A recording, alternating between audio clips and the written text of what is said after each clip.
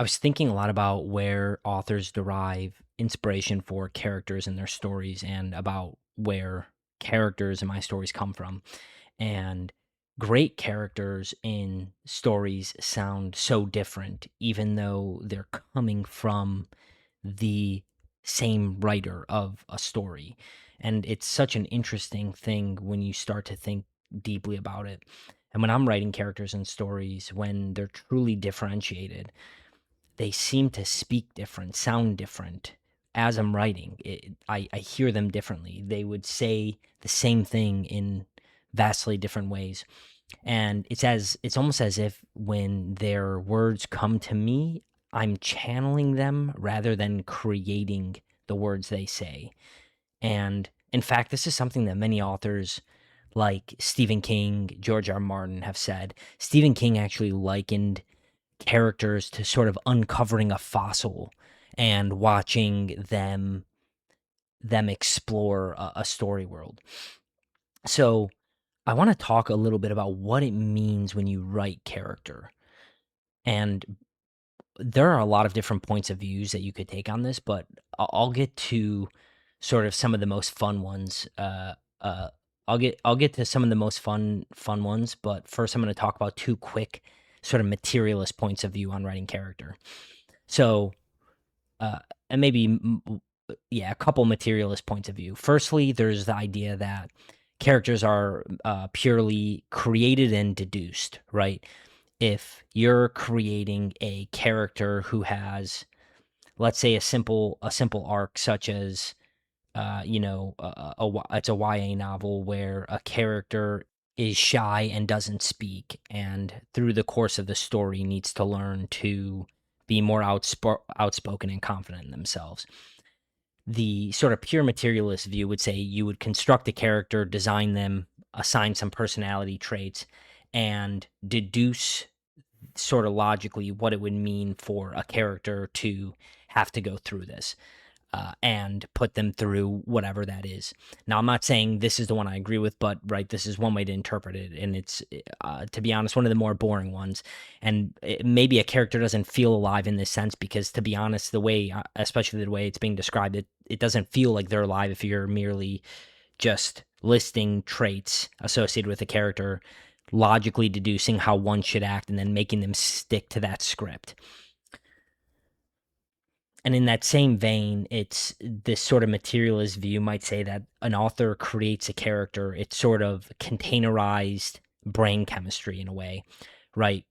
Like, and I'm not saying I fully agree with this again, but to give it its credence, let's say your brain fires in, there's some neural firing that happens that results in a specific pattern of behaviors. And when you construct character,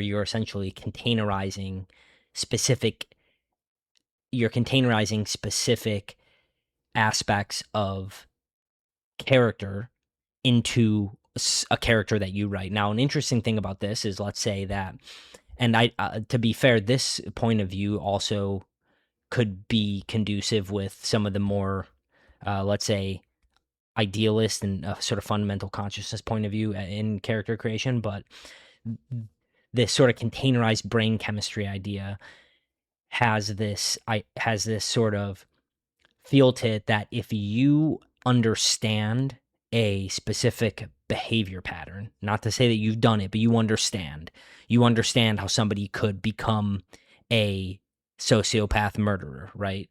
Not to say you are one, but if you're writing one, you have this understanding of the behavior pattern necessary for someone to be that. Whether that's through observation, hopefully you didn't have to observe that, but whether it's through observation or research, it's possible to containerize this kind of behavior pattern and then letting that container play out through a story. Now, that one, though still part of this sort of materialist, it's all within your head, brain chemistry kind of idea, is far more interesting than the one where it's, just sort of purely created and deduced. And I will also say there's, of course, some people who write books and fiction novels that literally base the characters in their book off people that they know in real life. And in that sense, you're just essentially, I would say it maybe falls into a similar place at it could fall into both of these sort of create and deduce and then the containerized brain chemistry buckets, because on one hand you could sort of, some from these people you've seen, you could deduce how they might act based on how you've seen them act previously, but you also have this understanding of who they are as a person, so you are able to sort of enact them through story, through your mind. Now, as we kind of move forward through how characters are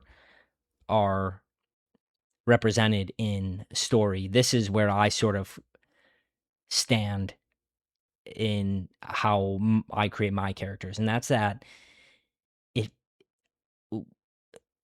there's sort of a prerequisite or a presupposition in this view, and that's that there's some other sort of metaphysical space that has been referred to as many things. Let's call it the collective unconscious, where our brains are pointers to. And like there's this fundamental consciousness that we receive through that space. And I mean, this isn't like, this may have been far more esoteric before, but now there's actually some real scientists researching these. Not to say that there weren't before, but there are some scientists who are taking a more actionable approach, let's say, because the research has advanced a lot in this area. And that's to say that if our brains, the firing in our brains are more of antennas for some archetypal space through which we receive energy that contains specific behavior patterns, then that would imply that there's a chance that through this creation of character, we can let specific energy flow through that container that is created, and therefore it could act in surprising ways even to us.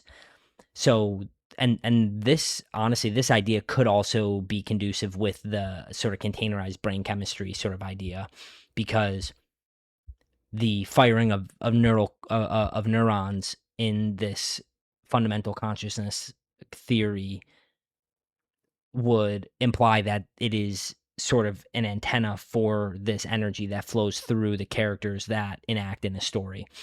And it also, like, I really like how Stephen King says that it does feel like it's unearthing a fossil, because that is to say maybe there is that metaphysical space, that the collective unconscious, the whatever fundamental consciousness, archetypal space, where these characters almost literally exist as sort of autonomous entities, or maybe even story worlds with these characters exist as if they're waiting to be written, and you sort of find and run with them. And to the extent, and this is kind of how I feel when I'm writing, it's to the extent that I can remove myself and remove my ego is the extent to which the story succeeds. And that's not to say I don't. Like, I'm quite a plotter. I plan my novels quite heavily, but I use this method where I put my hands up after everything's been planned. I have my outline as I begin to write, but I throw my hands up and say, okay, if the characters take me somewhere else, they get to dictate where the story goes, not the outline. And I find that that works best for me, because it does feel as if this unearthed fossil is waiting to explore the world that they find themselves in, and that somehow the character's true actions are being betrayed by the ego of the writer, to the extent that you step in the way and say which path that character should go, rather than watching it play out and almost reporting on it in a sense. And that's why when I think about what inspires my characters, a lot of times the characters seem to grow out of the story as if they're revealed through a stream of consciousness journaling session. Like, I really stream of consciousness brainstorm, and it's as if the characters reveal themselves through the sort of characteristics that are necessary for that story, and the character earths themselves through that process. And it does feel, when like I do backstory for the character, it's very much a discovery process where I'm learning about the character. And as I go through that process, there comes a point where I'm almost looking for this point where I could hear the character as I'm writing.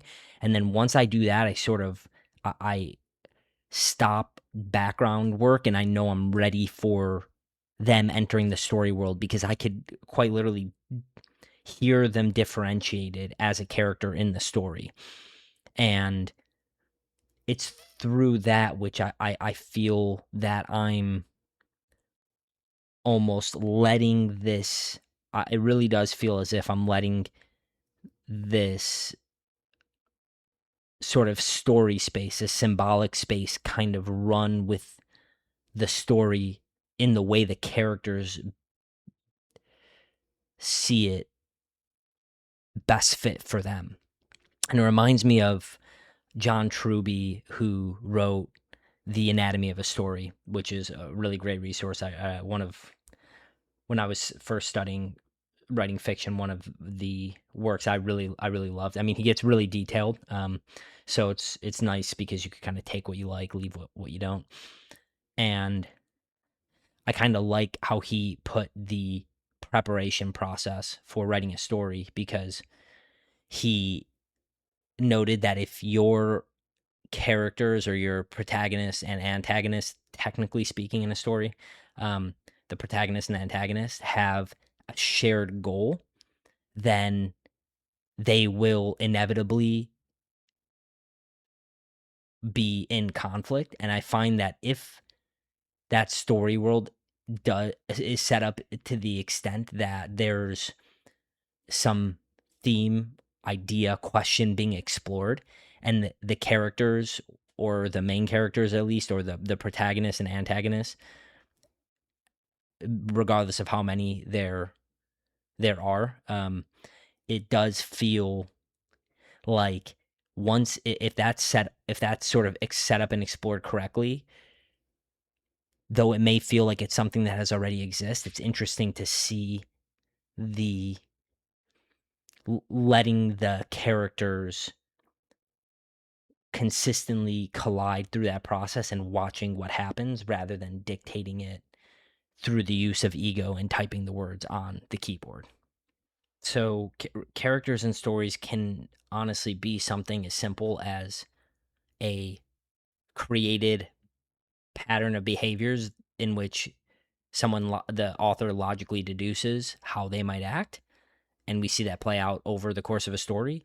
And it could be something as complex as a container through which energy flowing from the archetypal space makes manifest over the course of a story. When writing, it really does feel like there's something far deeper happening, though there may not be obvious evidence for that outside of the arts. I, I Anybody who engages in the artistic process, at least when I engage in the artistic process, it really does feel like there's something more happening there.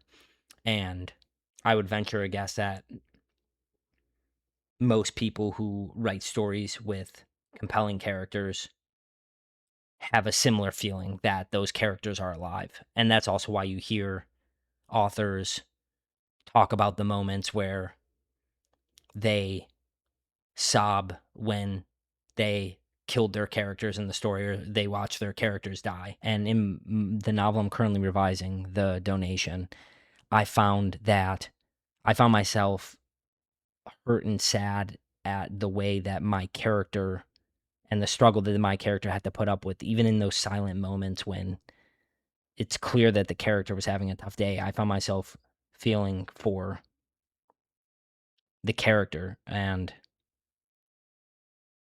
it's just an interesting thing to think that they're purely written words on a page, because it feels like there's something more. And I think anybody who's regardless of if you've written a character, anybody who's read or watched in TV a great character, it feels like there's a connection to them on a far deeper level.